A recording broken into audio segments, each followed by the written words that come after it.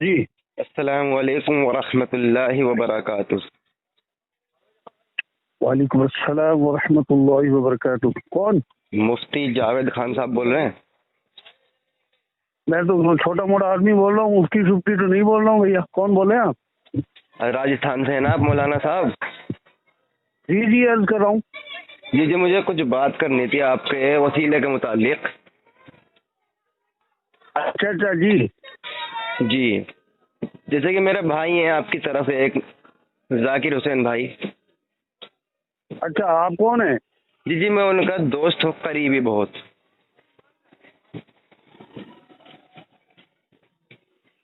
تو مجھے یہ جاننا تھا، آپ نے جو وسیلے کے متعلق آیت پیش کی ہے انہیں۔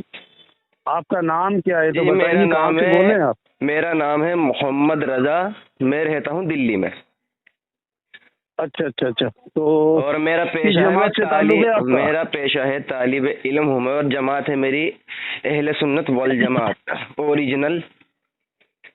ماشاء اللہ، شروع اہل کروں گا سنت والجماعت ہے، ٹھیک ہے۔ شروع کروں گا حضرت؟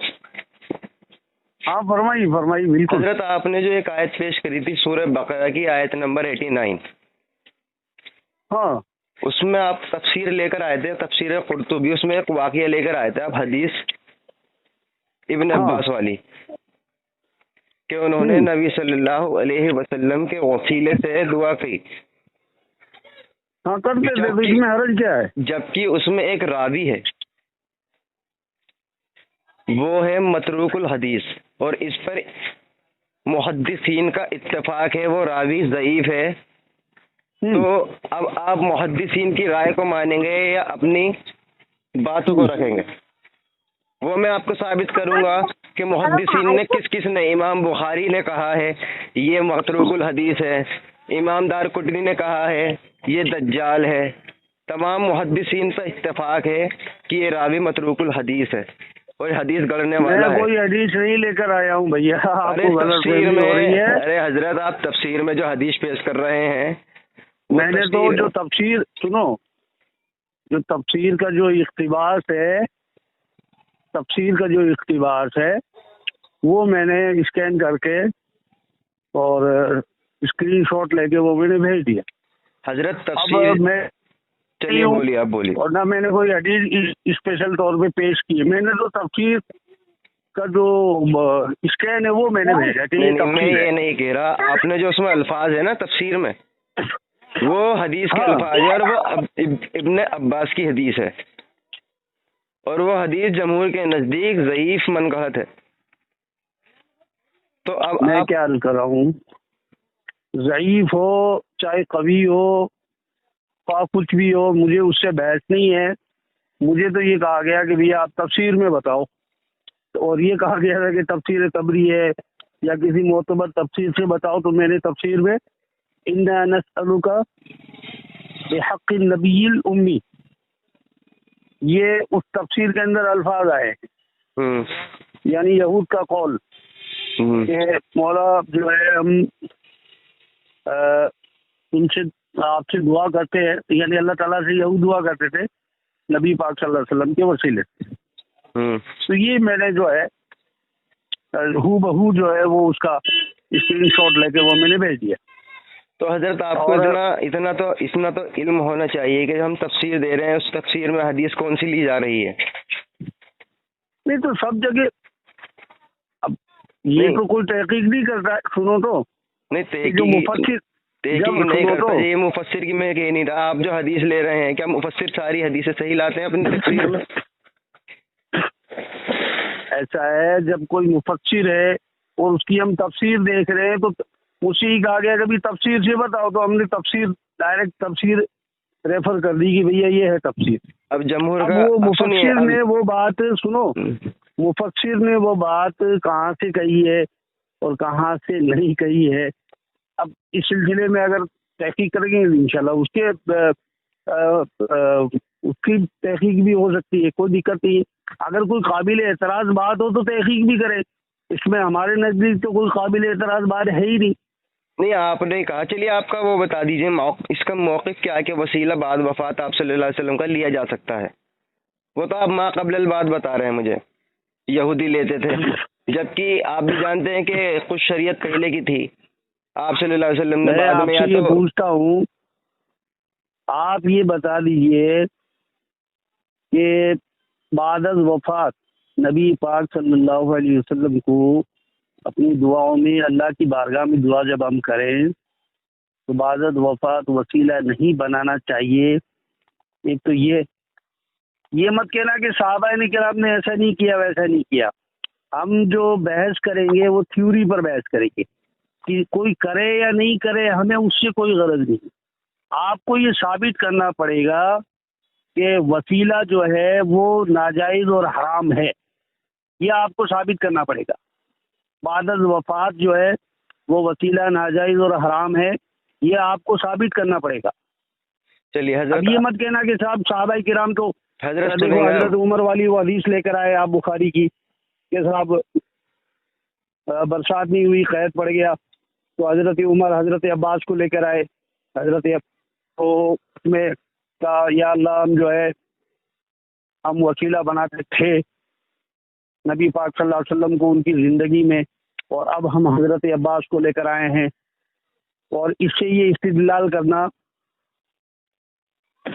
کہ دیکھو وسیلہ جائز ہوتا بعد از وفات تو حضرت عمر بھی نبی پاک صلی اللہ علیہ وسلم کو بھی وسیلہ بنا دیتے، حضرت عباس کو کیوں لے کر آئے؟ اس سے یوں استدلال کرنا عدم جواز پر یہ سمجھ سے بالا تر ہے. بلکہ حدیث سے تو یہی مفہوم سمجھ میں آتا ہے کہ حضرت عمر رضی اللہ تعالیٰ عنہ نے اللہ کی بارگاہ میں دعا کی کہ مولا ہم وسیلہ بنایا کرتے تھے اور یہ ہمارا معمول ہے، اور اب ہم حضرت نبی پاک صلی اللہ علیہ وسلم کے چچا کو لے کر آئے تھے، مطلب یہ ہمارا معمول ہے. اس میں وسیلہ کے جواز یا عدم جواز، بعد از وفات یا قبل وفات، اس طرح کے پہلو نکالنا یہ تو بس آپ ہی لوگوں کا طریقہ ہے. اور جو چیز زندگی میں جائز ہوتی ہے وہ زندگی کے بعد بھی جائز ہوتی ہے. اور اگر وسیلہ فی نفس ہی ناجائز اور حرام ہوتا یا شرک ہوتا تو آپ صلی اللہ علیہ وسلم کی زندگی میں بھی ناجائز و حرام یا شرک ہوتا. چلیے حضرت، ایسا اب کیسے ہو آپ سکتا سنیے ہے حضرت، اب کہ سنیں نبی گے پاک نا. صلی اللہ علیہ وسلم کی زندگی میں کوئی چیز جائز ہو، مستحب ہو، مسنون ہو، اور وہی چیز آپ صلی اللہ علیہ وسلم کی وفات کے بعد میں ناجائز اور حرام؟ اور وسیلہ کیا ہے یار؟ وسیلہ یہی تو ہوتا ہے کہ ہم اللہ کی بارگاہ میں دعا کر رہے ہیں یا اللہ اپنے حبیب کے وسیلے سے ہماری دعا قبول فرما. اس میں شرک کا یا حرمت کا کون سا پہلو نکلتا ہے؟ کس جہت سے بنتا ہے؟ مجھے آپ ذرا سمجھائیے. آپ چلیے حضرت، آپ نے تو پہلے ہی وضاحت کر دی کہ وہ ہم صحابہ کے طریقوں کو نہیں مانیں گے. اب آپ نے قرآن حدیث سے بتائیے وسیلہ بعد وفات ہم نہ تو لینا سب چاہیے. کو سنیے مانتے حضرت، ہیں. سنیے حضرت، میں اب جب آپ بول رہے ہیں میں خاموش تھا، اب آپ میری سنیے پھر بول لینا آپ کو جتنا بولنا ہے. آپ نے کہا کہ صحابہ رضوان اللہ تعالیٰ علیہم اجمعین کو چھوڑ کر تم کسی اس سے ثابت کرو قرآن حدیث کی، قرآن کی آیت سے یا پھر حدیث سے کہ بعد وفات وسیلہ لینا ناجائز و حرام ہے. جبکہ آپ نے وسیلہ کا بتایا کہ وسیلہ یہی ہے کہ نبی صلی اللہ علیہ وسلم کے صدقہ طفیل میں دعا کی جائے.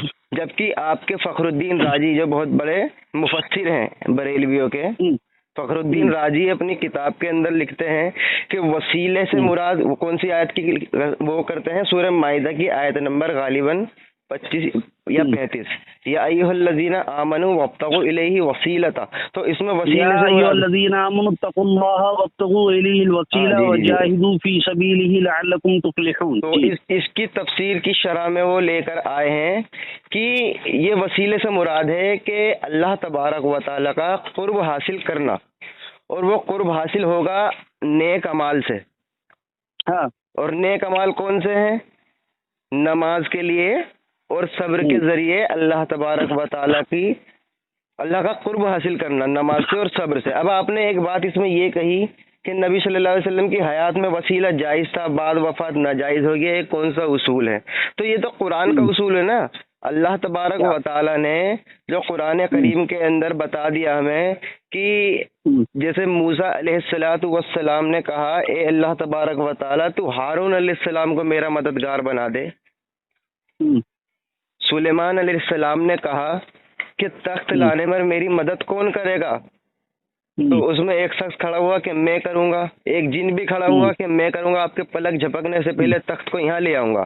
تو اس سے تو یہ ثابت ہوا جب تک حیات ہوں تو اس سے مدد لے بھی سکتے ہیں۔ سورہ مائدہ آیت 2 میں اللہ تبارک و تعالیٰ بھی فرماتا ہے کہ نیکی اور پرہیزگاری کے کام میں ایک دوسرے کی مدد کرو۔ اب آپ نے کہا صحابہ کے طریقے کو چھوڑ کے قرآن حدیث سے ثابت کریے، تو اللہ تبارک و تعالیٰ تو خود کہہ رہا سب سے زیادہ اللہ تبارک و تعالیٰ کو پسند نماز ہے، صبر ہے۔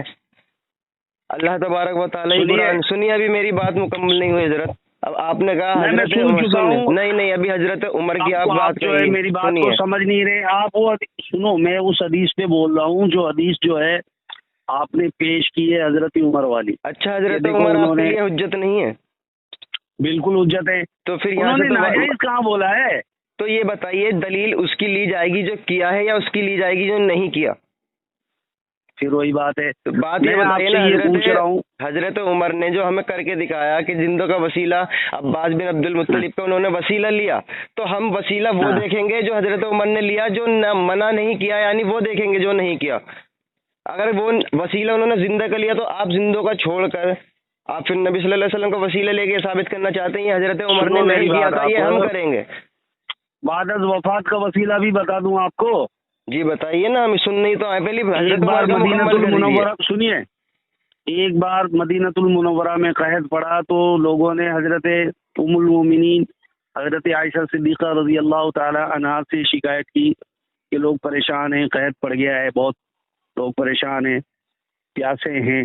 تو حضرت عائشہ صدیقہ رضی اللہ تعالی عنہا نے کہا کہ نبی پاک صلی اللہ علیہ وسلم کا جہاں روضہ منور ہے اس کے اوپر جو بھی عمارت بنی ہوئی تھی اس ٹائم اس کو کھول دو تھوڑا سا، یعنی روضہ انور صلی اللہ علیہ وسلم اور آسمان کے بیچ میں کوئی حد فاصل نہ رہے، بالکل کھلا کر دو۔ تو لوگوں نے ایسا ہی کیا۔ لوگ بتاتے ہیں کہ اتنی بارش ہوئی کہ ہم سب سیراب ہو گئے، ہمارے اونٹ بالکل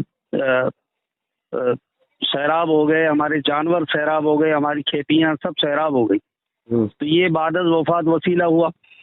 چلیے حضرت اب سن لیجیے، اگر آپ نے اصول محدثین اور اصول حدیث پڑھا ہوتا تو آپ یہ حدیث مجھے پیش ہی نہ کرتے، کیونکہ دیکھیے الزامی جواب آپ کو پہلے الزامی جواب دوں گا، پھر حدیث کا بتاؤں گا یہ کیا حدیث ہے، اور محدثین کے آپ کو اقوال بھی دکھاؤں گا، ان کی جرا بھی دکھاؤں گا اس حدیث کے راویوں پہ۔ تو آپ نے کہا ایک جگہ جب ہم پیش کرتے ہیں کہ حضرت عائشہ صدیقہ رضی اللہ تعالیٰ عنہ نے یہ فرمایا کہ جو لوگ یہ کہتے ہیں کہ نبی صلی اللہ علیہ وسلم کو علم غیب ہے وہ جھوٹ ہے، جب ہم یہ پیش کرتے ہیں تو آپ کے سنی حضرات بریلوی وہ یہ کہتے ہیں کہ یہ حضرت عائشہ صدیقہ کی اپنی رائے تھی، مرفوع حدیث نہیں ہے، نبی صلی اللہ علیہ وسلم ثابت نہیں ہے، یہ ان کی اپنی رائے تھی، انہوں نے کہا۔ جب ہم کہتے ہیں کہ یہاں پر جبکہ وہاں پر حضرت عائشہ نے استدلال قرآن کی آیت سے کیا تھا کہ اللہ تبارک و تعالیٰ کے علاوہ کوئی عالم الغیب نہیں، یہاں پر جو آپ نے عالم الغیب پر کوئی نہیں قائل ہے، سنیے حضرت بات کو گھماتے ہیں، حضرت سنیے، عالم الغیب پر کوئی بھی قائل نہیں ہے۔ وہ میں ایک مثال آپ کو دے رہا ہوں، اب سنیے۔ اب جب آپ نے مجھے حدیث پیش کری تو اب ہم کہیں گے جب آپ علم غیب کو یوں کہتے ہیں کہ وہ حضرت عائشہ کی ذاتی رائے تھی، اور اب یہاں پر آپ نے بھی حضرت عائشہ کی ذاتی رائے بتائی ہے جبکہ کوئی مرفوع حدیث نہیں ہے، وہ ان کی رائے تھی، یہاں پر آپ ان کی بات مان لیتے ہیں اور علم غیب والی بات کو چھوڑ دیتے ہیں، جبکہ یہاں پر انہوں نے کوئی قرآن سے استدلال نہیں کیا، اپنی رائے رکھی ہے، اور دوسری بات وہاں پہ استدلال کیا تھا وہ چھوڑ دی، اور یہ حدیث ضعیف ہے، وہ میں ثابت کر سکتا ہوں، کیونکہ تو ضعیف حدیث بھی قابل عمل ہے۔ تو یعنی آپ نے مان لیا ضعیف ہے؟ یہ تو میں تو اس کی جو سند ہے اس پر میں نے بالکل بھی نظر نہیں کی ہے، تو حضرت یہی تو میں کہتا ہوں، کرتے ہوئے سنو، آپ کے اوپر اعتماد کرتے ہوئے میں ثابت کروں گا حضرت، مطابق کہہ رہا ہوں، میں ثابت کروں گا۔ ایک الزامی جواب یہ بھی ہے کہ جو آپ یہ فرقے کھولنے کی بات کر رہے ہیں، نبی صلی اللہ علیہ وسلم جب نماز پڑھتے تھے نا تو حضرت عائشہ بتاتی، بخاری مسلم کے الفاظ ہیں، حضرت عائشہ یہ بتاتی ہیں کہ آپ صلی اللہ علیہ وسلم جب نماز پڑھتے تھے دھوپ اندر آ جاتی تھی، تو یہ کھڑکی تو پہلے سے ہی کھلی ہوئی تھی، آپ صلی اللہ علیہ وسلم کی چھت تو کھولنے کی کیا ضرورت تھی؟ دوسری بات یہاں پہ تو پھر نبی صلی اللہ علیہ وسلم کی ذات کی نفی ہو رہی ہے، کیونکہ یہاں پہ وسیلہ کس کا لیا جا رہا ہے؟ قبر کا، تو یہاں پہ تو ذات کی نفی ہو گئی نا۔ یار میں آپ سے یہ پوچھ رہا تھا، بنیادی طور پر یہ ایک بات ہی پوچھتا ہوں آپ سے، وسیلہ اللہ نے فرمایا اس طرف وسیلہ تلاش کرو، اب اس کے مفسرین نے اپنے حساب سے، آپ لوگ جیسے آپ لوگ کہتے ہیں کہ صاحب صبر ہے، نماز ہے، عبادت، تو ہم اس کا انکار کب کرتے ہیں؟ آپ صبر سے بھی وسیلہ لو، روزہ سے بھی لو، اور اپنی عبادتوں کا بھی وسیلہ بناؤ، دعاؤں کو بھی وسیلہ بناؤ، جو چیز بھی اللہ کے تقرب کا ذریعہ بنے اس کو وسیلہ بنا لو۔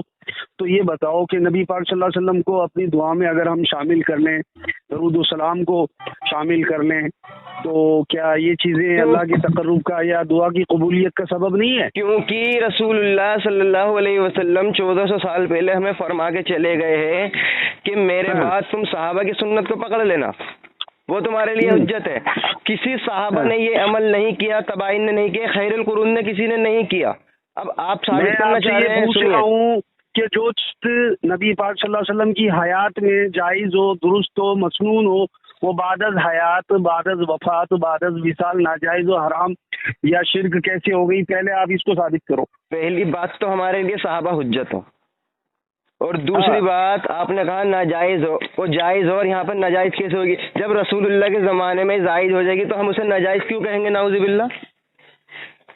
ہاں تو یہی تو میں کہہ رہا ہوں کہ جو چیز نبی کے زمانے میں جائز تھی، مسنون تھی، صحابہ کا طریقہ تھا، وہ بعد از وفات ناجائز، عدم مسنون اور بدعت یا حرام یا شرک یا کوئی ناجائز کیسے ہو سکتی ہے؟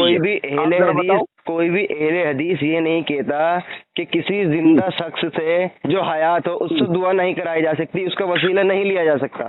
اگر ایک بھی اہل حدیث یہ کہتا ہے کہ وسیلہ سرے سے حرام ہے، اگر وہ زندہ ہے تب ہم کہیں گے، ہم کہتے ہیں بعد وفات کسی صحابہ نے نہیں کیا، لیکن آپ ثابت کرتے ہیں کہ کیا ہے، جبکہ آپ جو حدیث ثابت ابھی کر رہے تھے وہ ضعیف ہے اصول محدثین کے نزدیک، آپ نے مانا بھی۔ اب آپ نے تمہارے یہاں تو ایسا ہے نا، تو اہل حدیث فرقہ والے جتنے بھی لوگ ہیں، جو تم بھی اہل حدیث ہی ہو، تم لوگوں کا کام کیا ہے کہ جو چیز تم لوگوں کی سمجھ میں نہیں آتی ہے، ایک طرف سے ہول سیل بھاؤ سے اس کو کسی نہ کسی طریقے سے کھینچ تان کے ضعیف قرار دیتے تھے۔ اب آپ بہتان نہ باندھیے، میں نے پہلے ہی کہا کہ اصول محدثین کے نزدیک، میں نے یہ نہیں کہا اہل حدیثوں کے نزدیک، تو یعنی آپ کے لیے اصول محدثین بھی کچھ نہیں ہے؟ بتائیے آپ، وہ محدثین بھی آپ کے لیے حجت نہیں ہے؟ میں نے پہلے ہی کہا اصول محدثین کے نزدیک وہ ضعیف میں یہ پوچھ رہا ہوں، ضعیف حدیثیں بھی تو حدیث ہی ہوتی ہے نہیں، اور اعمال کے اندر نہیں، بالکل بھی نہیں، اعمال کے اندر وہ قابل عمل ہوتی ہے، ایک دم ہی بالکل کچرے کے ڈبے میں ڈالنے کے لائق نہیں ہوتی ہے، جیسا کہ آپ لوگوں نے بنا رکھا ہے۔ چلیے میں بہت سی ضعیف حدیثیں، سنیے، یہی اصول محدثین کا اصول ہے کہ بہت سی ضعیف حدیثیں مل کر قوت کا درجہ لے لیتی ہے۔ یہ تو آپ نے بہتان باندھا خیر محدثین پہ۔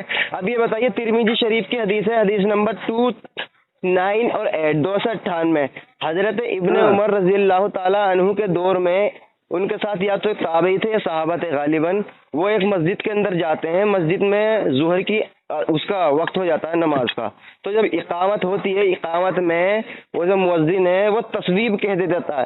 تصویب کیا ہوتی ہے آپ جانتے ہیں؟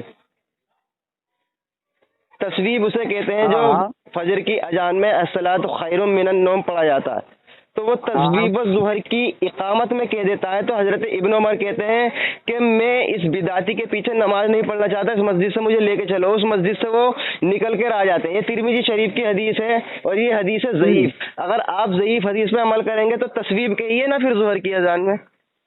اور دوسری بات سنیے، مشکات المصابی کی حدیث نمبر 4205 ہے، اس میں نبی کریم صلی اللہ علیہ وسلم نے فرمایا کہ جو اپنے نسب پر فخر کرتا ہے اس کو چاہیے اپنے باپ کا عجب تناسل اپنے کاٹ کر منہ پہ رکھ لے، منہ میں رکھ لے۔ تو کیا اللہ تبارک و تعالیٰ کے رسول ایسا کہہ سکتے ہیں؟ وَإِنَّكَ عَلَىٰ خُلُقٍ عَظِيمٍ، جس کا کلام بھی اللہ تعالیٰ نے بلند بتایا۔ یہ حدیث ضعیف ہے مشکات المصابی میں، کیا آپ مانیں گے؟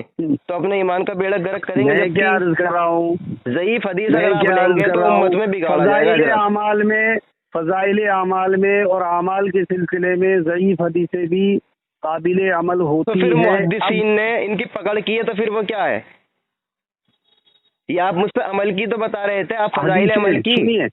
جو حدیثیں قابل حجت نہیں ہیں یا بالکل ہی قابل عمل نہیں ہوتی، وہ موضوع اور من گھڑت جو روایات ہوتی ہیں وہ ہوتی ہیں، اور باقی یہاں جو حدیثیں مان لو عقل اور نقل کی خلاف نہ ہو اور شریعت سے بھی اس کا ٹکراؤ نہیں ہو رہا ہو اور اصول دین سے بھی کسی طرح سے کوئی ٹکراؤ نہیں ہو رہا ہو، تو اس حدیث پہ عمل کرنے میں کوئی حرج نہیں ہے. تو حضرت مسلم شریف کے مقدمے میں امام مسلم رحمۃ اللہ تعالی علیہ، جن پر کروڑوں رحمتیں ہوں، انہوں نے یہ مقدمے میں یہی لکھا ہے کہ اگر کوئی مدلس ہو اور وہ ان سے روایت، سنیے حضرت، لمبی بحث کے لیے سنیے، آپ میں اصول بات سنو، بات کرنے کا اصول نہیں ہے، آپ میں بات کرنے کا اصول نہیں ہے، صلاحیت بھی نہیں ہے سننے کی.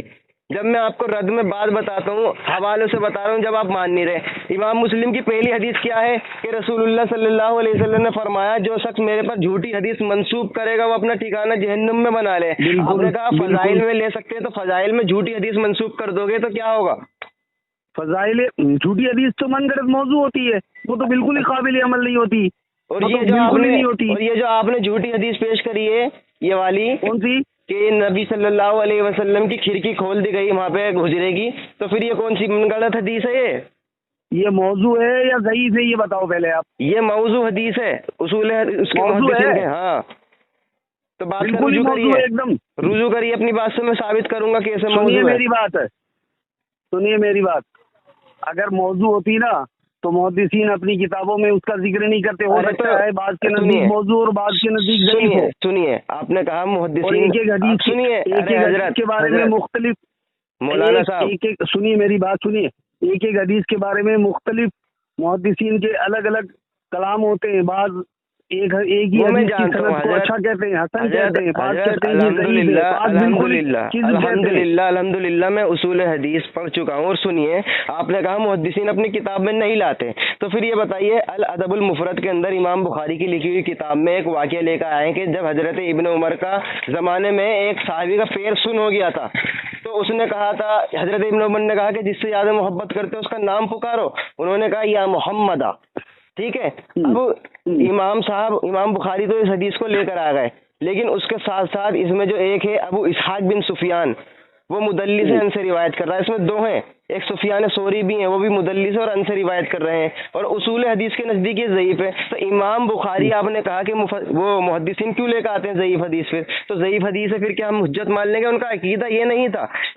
اور دوسری بات یہ حدیث بھی قرآن سے ٹکرا رہی ہے. سورہ نور میں اللہ فرماتا ہے، ابھی آپ حضرت عائشہ صدیقہ والی حدیث کو آپ نے کہا کہ ضعیف ہے، اور ابھی آپ کہہ رہے ہو کہ وہ بالکل ہی موضوع ہے، من گھڑنت ہے. جی، تو اب یہ بتاؤ کہ میں نے یہ کہا ہے کہ ضعیف حدیثیں قابل عمل ہوتی ہے، لیکن موضوع اور من گھڑنت حدیثیں جو کذب ہوتی ہیں، جھوٹی ہوتی ہیں، وہ قابل عمل اور حجت نہیں ہوتی.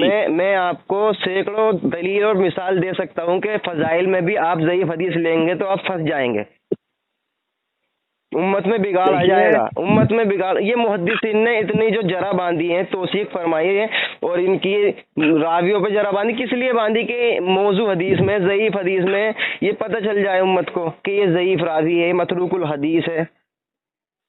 ہاں تو میں نے یہ کہا کہ حضرت عائشہ صدیقہ والی جو حدیث ہے وہ ذہن سے نکل گئی تھی، میرے موضوع حدیث ہے. اصول حدیث کے بارے میں آپ نے کہا ضعیف ہے، پہلے کیا ضعیف ہے اور اب کہہ رہے ہو موضوع ہے. وہ ذہن سے نکل گیا تھا میرے، موضوع حدیث ہے، اس میں سند ہے نا، اس میں سند میں جرح باندھی ہے اماموں نے. موضوع حدیث ہے، چلو مان لیا، ابھی تھوڑی دیر کے لیے آپ کی بات مانتے ہیں، حالانکہ ہمارے نزدیک حدیث ہے اور آپ کہتے ہو ضعیف ہے. میں اس کو لے کے چل رہا تھا کہ چلو ضعیف، کیونکہ میں نے جب سند میں کوئی تحقیق اور تفتیش نہیں کی ہے تو میں آپ کے پیچھے ہوں، اور اب آپ کہہ رہے ہو کہ موضوع ہے، تو چلو ایک طرف. میں آپ سے یہ پوچھنا چاہ رہا ہوں، سب سے بڑی بات تو یہ ہے کہ اگر وسیلہ فی نفسہ ہی ناجائز اور حرام ہوتا تو حضرت عباس کوئی وسیلہ کے طور پر حضرت عمر کیوں پیش کرتے؟ کیونکہ اس وقت وہ حیات تھے. یہ بتاؤ، ٹھیک ہے، حیات کو اگر وسیلہ کے طور پر پیش کریں اللہ کی بارگاہ میں تو جائز ہے بالکل. اور اگر کسی مردہ شخص کو یا شخصیت کو یا ہستی کو اگر ہم وسیلہ کے طور پر نہ پیش کریں تو ناجائز اور حرام یا شرک ہے. اس کی وجہ کیا ہے بتاؤ؟ وجہ تو یہی ہے نا کہ سب سے پہلے تو صحابہ کا طریقہ نہیں ہے، اور دوسری بات قرآن حدیث اجازت نہیں دیتا. قرآن حدیث جب اتنے واضح الفاظ ہیں کہ نیک لوگوں کا وسیلہ لو، اس سے دعا کرا سکتے ہو، اپنے عملوں کا وسیلہ لو، اور تیسرا کہ نماز کے ذریعے اور صبر کے ذریعے وسیلہ لو. تو وسیلہ ہوتا کیا ہے یہ بتائیے؟ قرب حاصل کرنا اللہ کا. اسی پہ بحث کر لو کہ وسیلہ کیا ہے. وسیلہ اللہ کا قرب حاصل کرنا. آپ کے فخر الدین رازی سے میں نے شروع میں بتا دیا، ہر نیک عمل کے ذریعے. اور زیادہ تر انہوں نے جو اس پہ فخر الدین رازی نے وہ دباؤ ڈالا وہ اس پہ نماز پہ ڈالا ہے اور صبر پہ. اور میں اسے بہت سارے مفسر سے ثابت کر سکتا ہوں کہ نیک اعمال. کون انکار کر رہا ہے نماز کا اور کون انکار کر رہا ہے صبر کا, تو پھر روزوں آپ کا, انکار عبادات نہیں کا؟ کر رہے تو پھر آپ کیوں کہتے ہیں منکری وسیلہ ہمیں؟ نہیں, آپ منکر وسیلہ کہتے ہو کہ آپ نبی پاک صلی اللہ علیہ وسلم کو وسیلہ نہیں بناتے ہو, اسی لیے کہتے ہیں. وہ اس لیے نہیں بناتے کیونکہ ہمارے لیے صحابہ رضوان اللہ تعالیٰ اجمعین سے اچھا کوئی سمجھنے والا ہے نہیں قرآن حدیث کو نبی کے بعد. دیکھیے ایسا ہے, اگر میں تو آپ سے تھیوری پر بحث کروں گا کہ آپ یہ بتائیے کہ جو چیز آپ کی زندگی میں جائز اور مسنون ہو, عبادت وفات ناجائز اور حرام یا شرک کیسے ہوگی, ذرا آپ مجھے آپ تک نہیں بتا پایا. میں آپ سے پوچھتا ہوں تو پھر آپ یہ بتائیے کہ جو نبی صلی اللہ علیہ وسلم کا ہم زندگی میں وسیلہ لیا کرتے تھے وہ تو ہمیں دلیل مل رہی ہے نا حدیث سے کہ حضرت عمر نے فرمایا اللہم انا کننا نتوسل الیک بنبینا فتسقینا, جس میں لفظ کننا آ گیا. کننا آپ جانتے ہیں کہ انہوں نے ریکارڈنگ بھی بھیجی ہوگی کہ کننا آپ جانتے ہیں کننا پاسٹ میں ہوتا ہے. صرف اتنا, ہاں مجھے, میں خود بھی الحمدللہ ایسا کوئی نہیں ہوں, میں خود بھی حدیث کو سمجھ رہا ہوں. اس سے آپ لوگ یہ مفہوم مراد لیتے ہیں کہ حضرت عمر نے ایسا اس لیے کہا کہ شاید ان کے نزدیک نبی پاک صلی اللہ علیہ وسلم کو بعد از وفات وسیلہ لینا ناجائز تھا, اسی لیے انہوں نے یہ بات کہی. آپ لوگ یہ لیتے ہیں نا, ہم لوگ یہ لیتے ہیں اس حدیث سے. اب دیکھیے ایک ہی حدیث کو سمجھنے کے الگ الگ طریقے اور الگ الگ دماغ ہوتے ہیں. بتائیے نا, آپ لوگ کچھ سمجھتے ہیں, ہم لوگ کچھ سمجھتے ہیں. ہم لوگ اس سے مفہوم یہ لیتے ہیں کہ حضرت اس حدیث پاک سے کہ حضرت عمر یہ کہنا چاہ رہے ہیں کہ مولا ہمارا طریقہ یہی رہا کہ نبی پاک صلی اللہ علیہ وسلم کے زمانے میں بھی آپ کو ہم وسیلہ کے طور پر پیش کرتے تھے, اور اب ہم جو ہے آپ کے چچا کو لے کر آئے ہیں وسیلہ کے طور پر. تو یہ ہے. اب یہ بتاؤ کہ حضرت عباس کی جو فضیلت ہے اور حضرت عباس کو جو توسل کے طور پر پیش کیا ہے انہوں نے, تو یہ حضرت عباس کو جو فضیلت ملی تو نبی کے صدقے میں ملی ہے. تو یہ وسیلہ تو حقیقت میں نبی کو ہی بنانا ہوا نا. کیسے بھائی حضرت عباس کی جو فضیلت ہے وہ نبی پاک صلی اللہ علیہ وسلم کی وجہ سے ہے, یہ تو آپ مانتے ہو. بولیے, آگے بولیے. حضرت عمر خود جو ہے وہ حضرت عباس سے زیادہ افضل ہیں صحابیت میں اور ہر لحاظ سے خلفائے راشدین میں سے بھی ہیں ہر لحاظ سے. اور آپ چاہتے تو ڈائریکٹ ہی اللہ تعالیٰ سے اگر کوئی دعا کرتے تو اللہ تعالیٰ قبول کر لیتا. اور دیگر صحابہ بھی موجود تھے. حضرت عباس تو کیوں لائے؟ کیونکہ حضرت عباس رضی اللہ عنہ نبی پاک صلی اللہ علیہ وسلم کے چچا ہیں. تو حضرت عباس کو بطور وسیلہ پیش کرنے کا مطلب ہی یہی ہوا کہ انہوں نے نبی پاک صلی اللہ علیہ وسلم کو ایک طرح سے وسیلہ بنایا ہے. چلیے حضرت میں سمجھ گیا. پہلی بات آپ نے جو جملہ کہا نا شروع میں وہ تھوڑا غلط تھا. آپ نے کہا آپ کے نزدیک حدیث سمجھنے کا کچھ الگ مقصد ہے ہمارے حدیث میں. میں نے یہ کہا تھا کہ اصول حدیث ہم سمجھتے ہیں محدثین کے اقوال سے. اب دوسری بات آپ نے کہا حضرت عمر محدثین کے اقوال کی جہاں تک بات ہے میاں حضرت میرا ایک ہی حدیث کے بارے میں سند کے بارے میں راویوں کے بارے میں ہم نے دیکھا ہے محدثین کے الگ الگ اقوال ملتے ہیں. چلیے اب میری بات سن لیجیے. ہاں میں زیادہ جمہور کا ہی مانیں گے نا, یہ ضعیف ہے تو جمہور کا ہی تو مانیں گے آپ, جس پہ جمہور محدثین کا اجماع ہو کہ یہ حدیث ضعیف ہے اس کی تو مانیں گے کم سے کم. ہاں تو ضعیف حدیث پہ اگر کوئی عمل کر بھی مان لو فرض. سنیے میری حضرت پہلے میں نے آپ کی سنی وہ سوال آپ کا پینڈنگ میں چلا جائے گا. آپ نے کہا حضرت عمر رضی اللہ تعالی عنہ نے جو وسیلہ لیا تھا وہ نبی صلی اللہ علیہ وسلم کی نسبت ہی تو ان کو ملی تھی آپ صلی اللہ علیہ وسلم کے ذریعے سے. عباس بن عبد المطلب, ورنہ تو وہ خود اتنی بڑی ہستی ہیں حضرت عمر لے لیتے. تو پھر یہ بتائیے کیا تابعی کا وسیلہ صحابہ لے سکتا ہے؟ کیوں نہیں لے سکتے؟ اللہ کی بارگاہ میں کوئی بھی اگر صالحین میں سے ہو تو اس کا وسیلہ لیا جا سکتا ہے. آپ نے ابھی کیا کہا کہ جو بڑی ہستی ہے, تو حضرت عمر نے پھر کیوں لیا حضرت اویس قرنی رحمۃ اللہ تعالیٰ علیہ کا وسیلہ؟ اور دوسری بات اب آپ کہیں گے یہ تو نبی صلی اللہ علیہ وسلم کا حکم تھا کہ میرے بعد تم اس کے پاس جانا, اس سے دعا کرانا امت کی مغفرت کے لیے. تو یہ حدیث جو ہے نا, یہ جو اویس قرنی رحمۃ اللہ تعالیٰ علیہ جو تابعی ہیں ان کا جو وسیلہ یا ان کا جو واقعہ ہے اس پہ بھی محدثین کا بہت کلام ہے. یہ مسلم اور بخاری سے میں ثابت کر دوں گا یہ والا واقعہ کہ نبی صلی اللہ علیہ وسلم اور حضرت عمر کی محفل میں حضرت عمر نے پوچھا تھا کہ اس میں سے کوئی اویس ہے, تو انہوں نے فرمایا ہاں میں اویس ہوں. انہوں نے فرمایا مغفرت کی دعا کیجیے, نبی صلی اللہ علیہ وسلم نے آپ کی پیش گوئی فرمائی تھی.